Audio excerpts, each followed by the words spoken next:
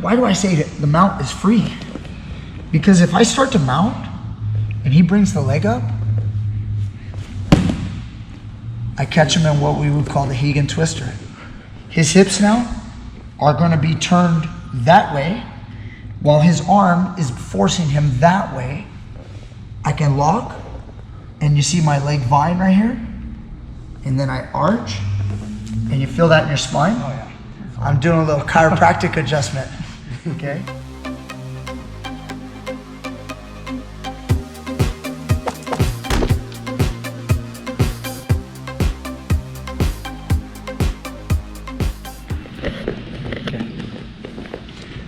How's it going, guys? Teach Me Grappling, Brian Peterson here, and today we're going to show you a move I believe most people call the Grape popper, and then a defense for it.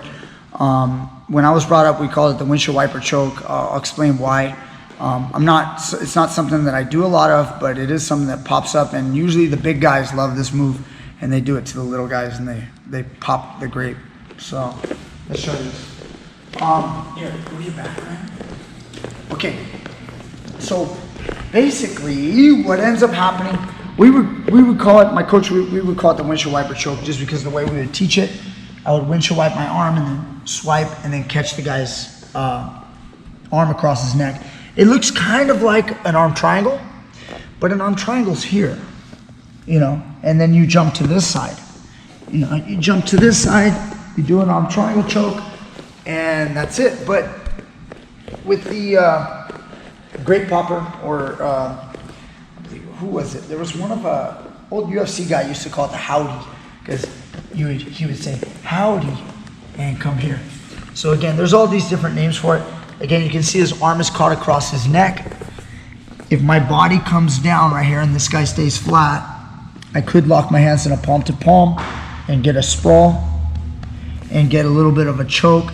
You can also lock with a rear naked grip, rear naked choke grip, and squeeze. You aren't gonna jump over to the other side when you do this move.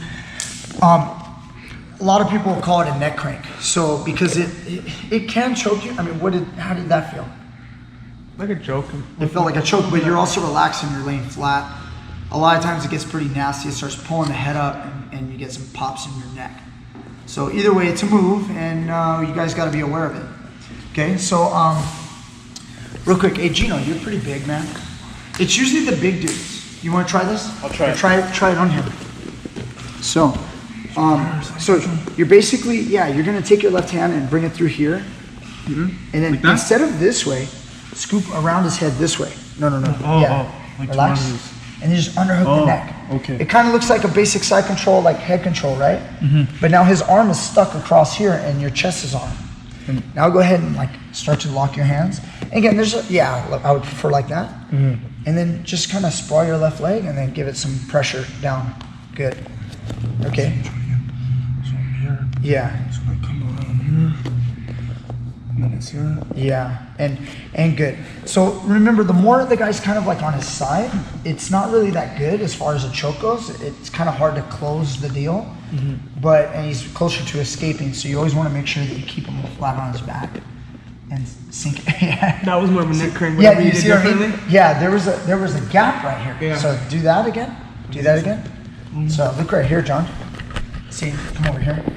See, if there's a space, like right there, see that gap? It's much less likely to get a choke going, but if you lock your hands and with that gap, you give it a nice squeeze, you'll pop that neck a little bit. Yeah. Sometimes guys will feel like their collarbone, go ahead and open everything up, like inside here, you'll feel this kind of pop and break. There's a lot of okay? pressure. There's a lot of things that can happen there. Okay, and I've been cranked before by it, but go ahead, move out of the way real quick. So I just want to show you guys, because this happens. You guys will sometimes just be in a scramble and you'll get caught like that, okay? And again, if I get stuck, go ahead, you can feel it right there. If you get stuck, man, it's bad, and it's not a move you really want to tap to, but you have to sometimes if you're gonna get hurt. But when I was coming up, I would never tap to this move, because the guy, go ahead and lock. Guys, look, when I'm here, I'm framing this hip away. Yeah. I load my toes and I just hit. Again, I don't wait until it gets bad either.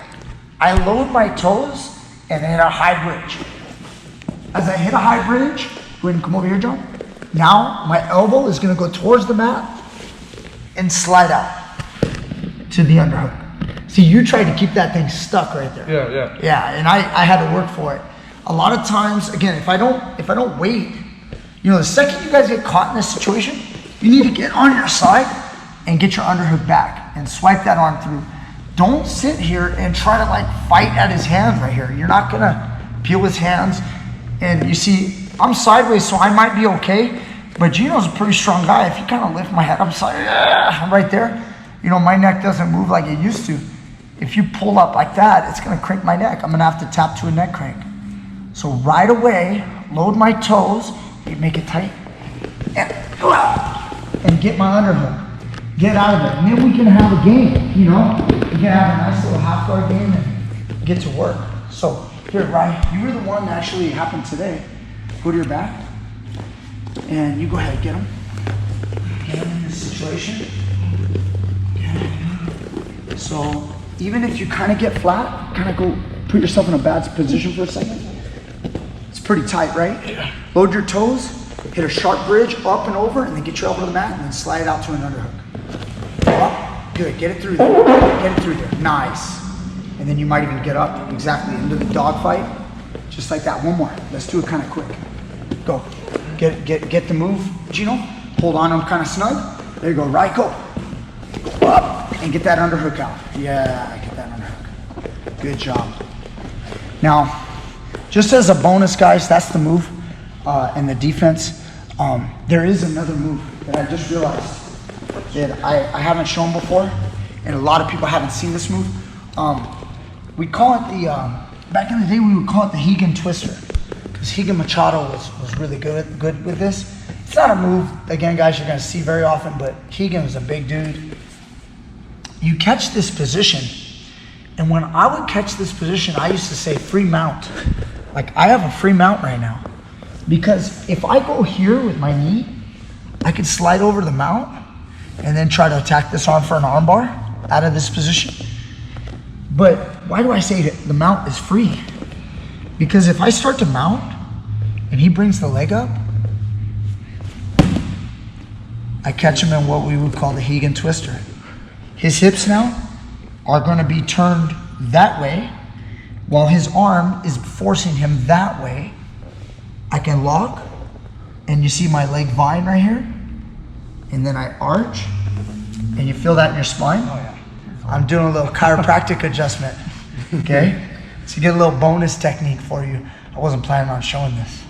See that? I lock everything up. So if he has to let me mount, because if he tries to block, I'm through, and you see the vine? If you can't get your arm out, and I push my chest, and I make the lock, see, I'm dropping my hip, my right hip, but I'm not letting you turn that way. See that? See how that works? Yeah. Pretty nasty hold, right? That's interesting. A lot of people probably haven't seen that one. Gino, you gotta feel that. You wanna feel that? Here, look. So this move is now from the Grape Popper to the Hagin twister. Somebody may have another name, okay? Anyway, swipe, catch the Grape Popper position. Instead of trying to force, especially, again, perfect example, Ryan. You are like small. Gino's big. I feel like I have no power against Gino right here. Like, I feel this on my your collarbone? chest. Yeah, your chest, like right? My shoulder. Like That's what I was saying. That's what I was saying. Sometimes that'll hurt. But this right here, like I already feel like you would be able to just outstrength me. I wouldn't be able to force it. Yeah. So what I'll do is I'll threaten the mount, and a guy will block the mount. Then I'll step over. Now again, if I can keep my chest close enough before you, if you skip your elbow, then you're fine. Now you're just gonna go into stoner control. Okay, but if I can keep that elbow stuck with just enough time to drop my chest, and now you try to, you see that? Yeah, I'm gonna try to not hurt you. Try to get your elbow out. Yeah, see that? If you can get it out, then you're fine, right? Kind of similar to what we were doing with the Grape Popper, right? So when you hit this, you guys gotta keep this tight so this can't come out. Threaten the mount. He puts the leg up and then stay nice and close. And just, again, Gino doesn't go very far, but what I would try to do is turn his hip like this, as this is going that way, and then you get a little spine lock. Yeah. Okay? So. Even if you got his arm out, coach, you can still spin into that sternum control from there, right? Yeah, I could, well, I would need to lock my legs in a lockdown, and then it'll connect to sternum control. So I would need to lock the lockdown. Otherwise, maybe he can turn and roll up into a knee bar too. So I gotta watch that. So many moves, okay? All right, guys, there was a lesson for today. Teach Me Grappling. Thank you so much. If this video helped you, if you learned something new, please contribute to Patreon or PayPal. I do this job almost every day. Sometimes I take the weekends off, but I work really hard at it, and I try to help as many of you out there in the world as I can. We have our academy here in Southern California in Valencia, but we also have our online community here at Teach Me Grappling, and I appreciate all your support for those of you that already do, and those of you that are on the fence, or you guys just watch my videos every once in a while. If this video helped you, please contribute, and I'll be back for more next time. Thank you. Thank you, boys. Out. All right, John, let's go.